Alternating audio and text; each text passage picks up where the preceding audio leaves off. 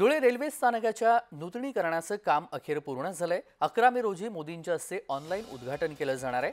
Dhule railway स्थानकाचं गेल्या वर्षभरापासून नूतनीकरणाचं काम सुरू होतं आणि ते आता पूर्ण झालेलं आहे। येत्या 22 मे रोजी देशाचे पंतप्रधान नरेंद्र मोदी यांच्या हस्ते ऑनलाईन पद्धतीने उद्घाटन होणार आहे, अशी माहिती धुळे रेल्वे स्थानकाचे प्रबंधक संतोष जाधव यांनी दिली आहे।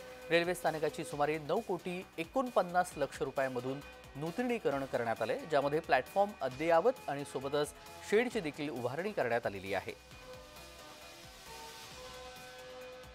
वर्षभरापासून धुळे रेल्वे स्टेशनचं नूतनीकरणाचं काम जे सुरू होतं ते काम पूर्ण झालेलं आहे व त्या कामाचं लोकार्पण आपल्या देशाचे पंतप्रधान सन्माननीय श्री नरेंद्र मोदी साहेब यांच्या हस्ते ऑनलाईन पद्धतीने होणार आहे व त्यानिमित्त कार्यक्रम धुळे स्टेशनला सुद्धा 22 तारखेला आयोजित केलेला आहे।